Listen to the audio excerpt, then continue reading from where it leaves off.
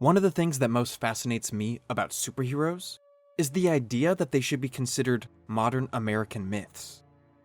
Similar to the gods of old, we read about powerful and clever beings who perform earth-altering actions and try to aspire to their positive behavior. In a medium full of iconic lines, if one quote were to represent the entire superhero genre, it's likely Uncle Ben's advice that with great power comes great responsibility. It's certainly an inspirational tagline, and it was enough to jolt teenage Peter Parker into understanding the selfish ways he was using his powers. But the problem is, the line leads to and supports a particularly naive, idyllic view of power that ignores many of its corrupting effects. If someone is presented as a superhero, audiences tend to inherently trust them, since we have been conditioned by so much popular media to believe that power ultimately has a positive effect on neutral and problematic individuals. Hell, even Spider-Man himself ends up falling for this idea when Mysterio manipulates the world in Far From Home. That's part of why a book like Watchmen, a series that depicts superheroes trying to interfere with global affairs like a god, and a truly godlike being as apathetic to humanity's problems, is so shocking upon first impact. It completely destroys the facade that is superhero purity. Watchmen is a fantastic book, and it deserves all the acclaim it gets, but its success opened the floodgates for more realistic, flawed looks at caped crusaders. For the first time, audiences could look at a superhero, someone who performed good deeds on paper, and know that they were objectively a bad or flawed person. Heroes should be broken down, tested, and made stronger, but an accumulation of subversive stories over time can lead to a permanently stained perception of what these characters do and should represent. You take everybody one by one, you fly them to the ground. Come back 123 times, we're done here. Obviously, not all myths are meant to empower people, but they're supposed to teach us something. And if superheroes drift too far from the social empowerment angle that first made them so popular, I'm afraid they're going to lose their cultural relevance at a time when inspirational figures are so badly needed.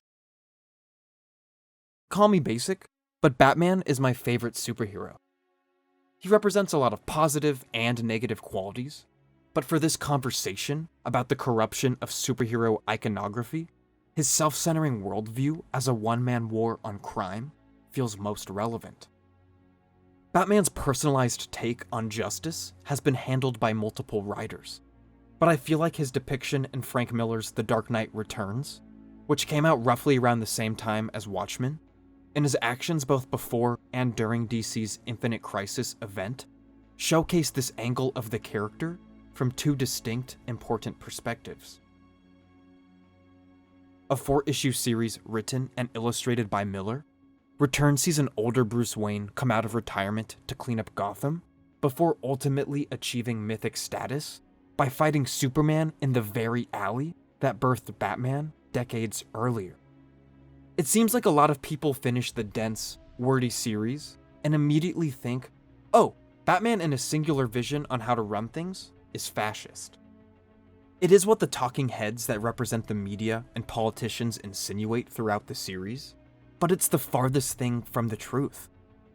It's undeniable that he's brutal with foes like Two-Face and Joker when they threaten Gotham City, but the Dark Knight is depicted as incredibly thoughtful and aware of what his actions represent to the city's inhabitants. Throughout the series, no matter how scared the talking heads want readers to be of Batman, he continually inspires people to empower themselves and fight against the rot and apathy that define this dystopian setting.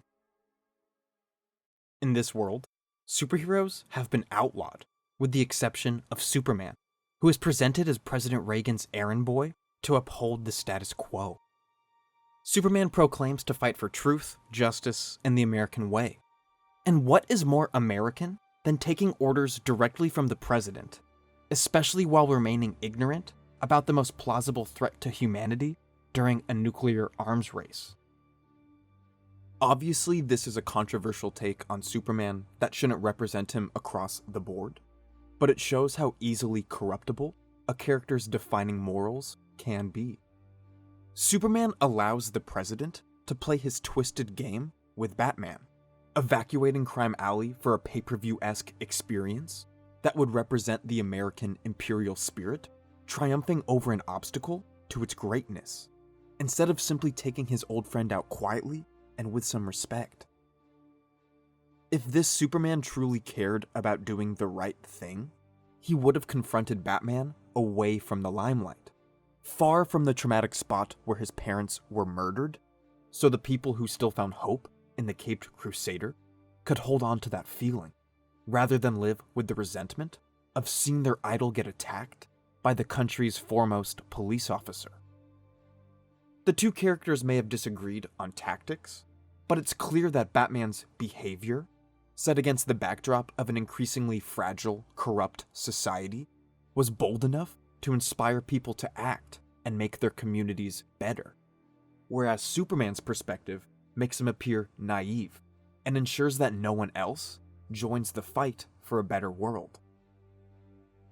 Contrast that sense of moral atrophy in the Big Blue Boy Scout to the urgent energy the elderly Batman displays throughout the series, and it's clear who represents the real problem here.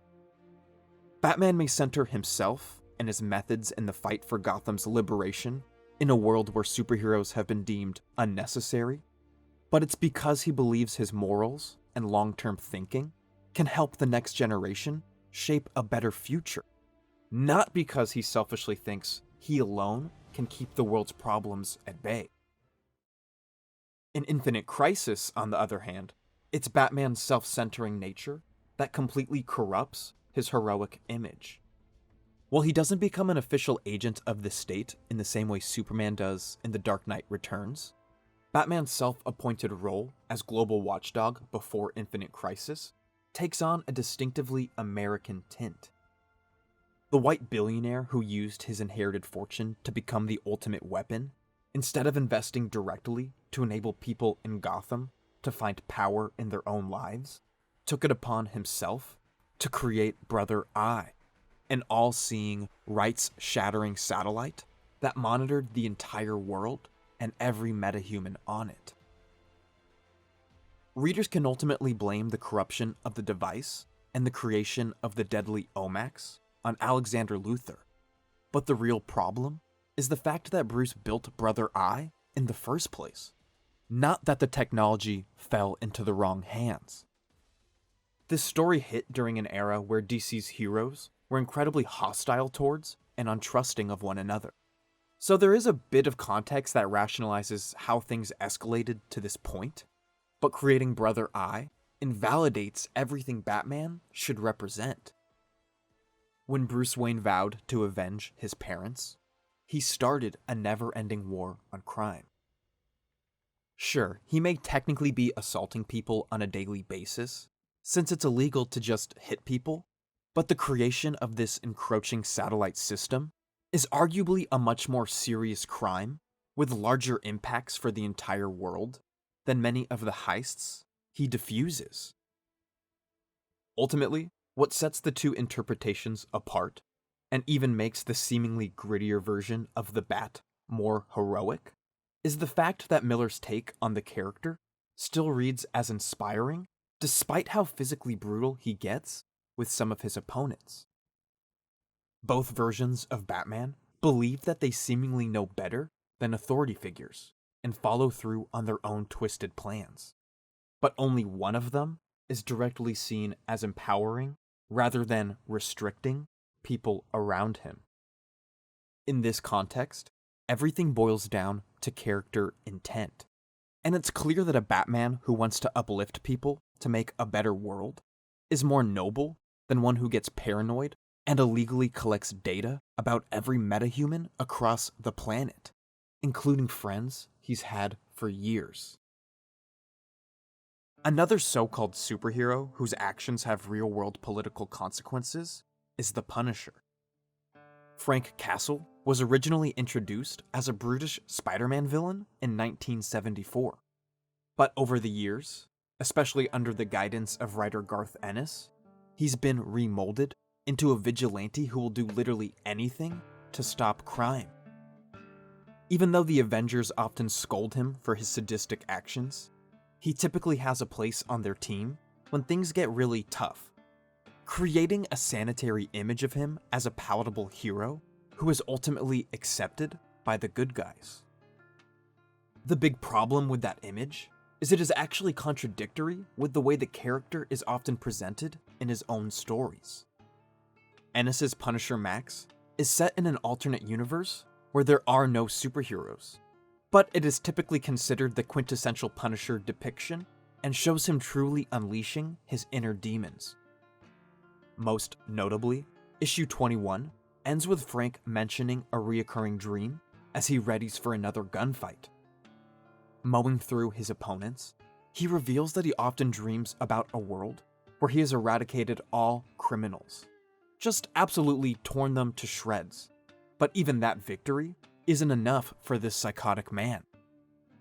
You see, someone who can lucidly do this to people, even to terrible criminals, isn't a hero.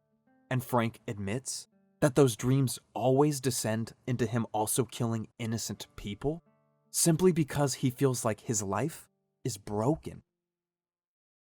The Punisher is an interesting character, but his elevation within the Marvel Universe by recognizable Avengers to a quasi-superhero is honestly detrimental for the entire superhero brand. I'm only going to say this once. The Punisher is not a superhero.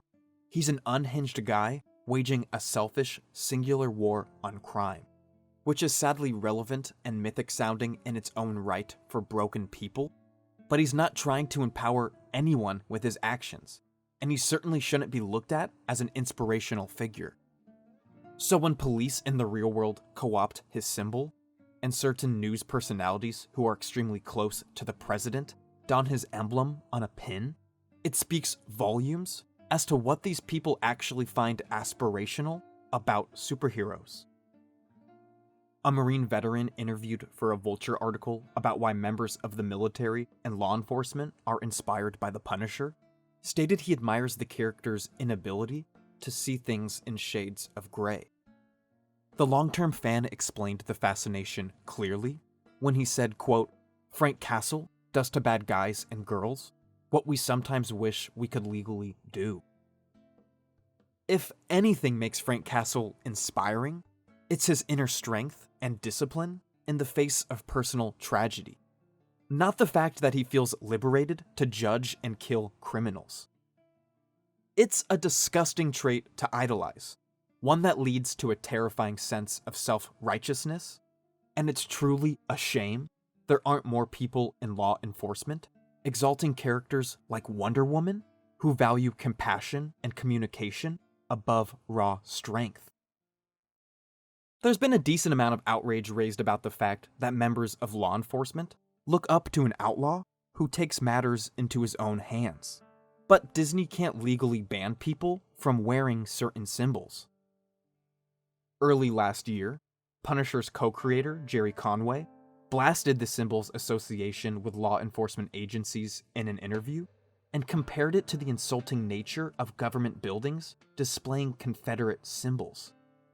Symbols matter, and to see the superhero brand continually associated with something like this, while a family is apparently blocked from including a Spider-Man symbol on a tombstone for a 4-year-old who died of a rare genetic condition, contradicts the positive qualities superheroes should represent.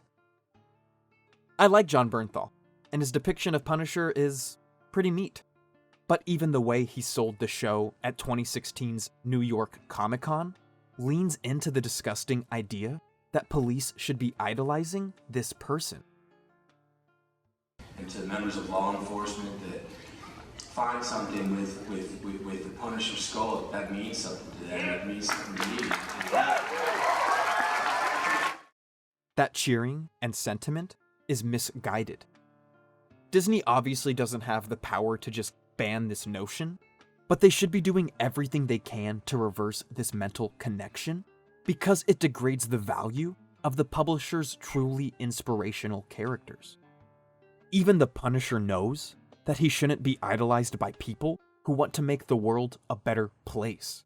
So why the hell isn't his publisher doing everything it can to project that message to the world? While Disney's blind eye to these kinds of situations is rather damaging to the credibility of superheroes overall, it's hard to think of one comic book writer who's done more to tarnish superhero iconography than Mark Millar. Under the guise of being edgy and subversive, Millar focuses more on ultra-violence and shocking dialogue than the values that actually make superheroes worth reading about. I can't deny he knows how to create interesting worlds, but the writer has substituted subtle displays of character values and nuanced storytelling with homophobic jokes and numerous depictions of graphic sexual assault to cater to the most basic audience sensibilities. Millar's fingerprints are all over the modern Marvel universe and how casual fans perceive its core characters. It's not his first title with the publisher, but the series that likely solidified his position as a cash cow for Marvel is The Ultimates. Released from 2002 to 2004, Millar led changes like transforming the team into a government task force and recasting Nick Fury as Samuel Jackson found their way onto the big screen when the Avengers hit in 2012. But more importantly, his work belittles and mocks the ideas and values superheroes should stand for, turning Ant-Man into an alcoholic wife-beater and Captain America into an ultra-nationalist crusader ready to serve the president rather than defend people's liberties. Technically, all of his work in The Ultimates was disregarded when that universe ended, but the militarization and bastardization of superheroes is a big factor of his work in the core 616 universe, as well as in his original titles. Even Kick-Ass, Millar's independent attempt to create a rags-to-riches-like myth, where Dave Lazuski goes from a lowly street kid to a global phenomenon who inspires others to put on a costume, ultimately sullies the whole idea of superheroes. Sure, Kick-Ass and Hit-Girl do a fine job defeating the mob and stopping a villainous uprising in the unnecessary sequel, but even the titular hero is a bit of a selfish prick. The first time we finally see him don his costume and try to stop crime, which, let's be real, is just 3 black people tagging a wall and not bothering anyone, should be an inspiring moment. Put the inherent racism of this situation aside, but even if he gets beat down, we should want to see the character stand up and fight for a better day. But to make matters even worse, Dave tries to provoke the 3 harmless guys by calling them homo, and ends up getting his ass beat as a result. Throughout the series, Kick-Ass definitely becomes a better fighter and a somewhat less shitty individual, but the fact that this punk kid somehow had 2 movies before Wonder Woman was even officially cast does a whole lot more harm than good to the idea of what superheroes could and should represent in a chaotic 21st century. It's not a yearning to help people that ultimately inspires a huge copycat movement of costumed vigilantes in Kick-Ass. It's Dave's selfish desire to live out his inner dream. In his inner monologue, we see him compare his decision to finally don a costume and live out his dream as a superhero to a rock star chasing their true potential instead of settling for a life of accounting.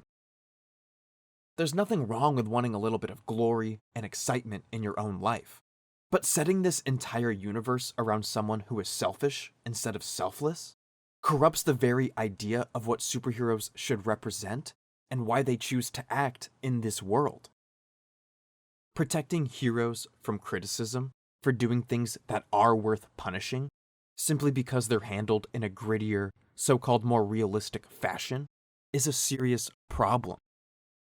The main characters in Kick-Ass have already achieved this quasi-mythic, iconic status in our society. But it's important to remember that even the oldest superheroes still aren't even 100. So the more we lift up and celebrate subversive stories like this, Even if they do slightly evolve with the times, the more we slowly corrupt the essence of American superhero mythology. Obviously, Kick-Ass and the Avengers are on a different level, but in the same way that it's impossible to admire Dave for lying to a girl about his sexuality in the hopes that he could long con her into liking him, why is it okay for us to continually celebrate Reed Richards and Tony Stark as superheroes after they created a prison for superpowered beings in another frickin' dimension? I'm willing to play along and say the Superhero Registration Act actually empowered the government to arrest costumed individuals during the Millar-penned Civil War event. But nowhere along the way did heroes and villains lose their rights to not forcibly and violently be removed from Earth. Both heroes have a long history of interfering in global affairs from the shadows because they think their intellect gives them that right. So does the fact that Iron Man and Mr. Fantastic are now displayed in the front lines defending Earth amidst another Marvel event erase those past sins? In my eyes, both characters should be labeled war criminals. And yet, because they have lofty power and positions of authority, they're able to avoid that stain and continue to lean on the all-encompassing label of superhero. Whether or not they have since redeemed themselves in storylines that hold less weight with the general audience than Civil War, the fact that most people can still look at these human rights shattering characters and call them superheroes without any caveats highlights just how tarnished the once pristine label has become. I personally don't enjoy Millar's work anymore, but there's nothing wrong if people do like this subversive look at heroes. There's certainly a lane for everything, but his niche approach gets overly validated when its satirized, crude take on superheroes is elevated to an esteemed, medium-defining position. Huge sales do not equal quality, which is why film students probably don't analyze Transformers Dark of the Moon in school. Now, for that same reason, comics like the first volume of Ultimates and Civil War, even though they both made a whole lot of money for Marvel, should not be celebrated as what makes superheroes connect with audiences. Despite this seeming disconnect, next to Stan Lee and Jack Kirby, Mark Millar has had more of his comic creations and storylines hit the big screen than any other creator. From Ultimates to Kick-Ass, Millar's ideas about how to ground superheroes in a realistic world became so in line with what audiences expected, Fox decided to bring Millar on board in 2012 as a creative consultant to help shape their Marvel movies. While it seems most people might have skipped out on Josh Trank's Fantastic Four film, it was heavily influenced by another Millar series that updated and dirtied up its classic characters, Ultimate Fantastic Four.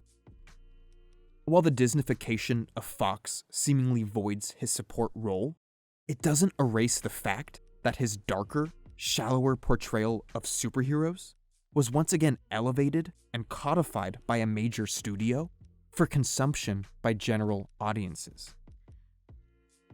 There's nothing wrong with being subversive, but more often than not, Millar aims to shock his audience rather than truly make them think. Even when he's being satirical, as he was in the Ultimates, he can't control how audiences react to his work. A proud and loud Scottish lefty, Millar is anti-war. In the book channels his anti-imperialist viewpoints. I mean, the Avengers are hand-selected by George W. Bush and S.H.I.E.L.D. to form a Spec Ops unit, making them all government agents, and depicted them using their insane power to shape the world in the name of American interests.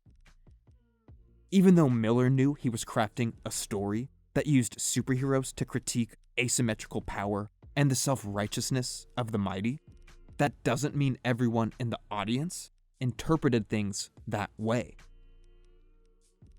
In an interview with New Republic, coincidentally also written by Abraham Reisman, who wrote the Vulture piece about Punisher, Millar stated, People would say, I wanted to join the army after reading The Ultimates because I wanted to make a difference in the Middle East.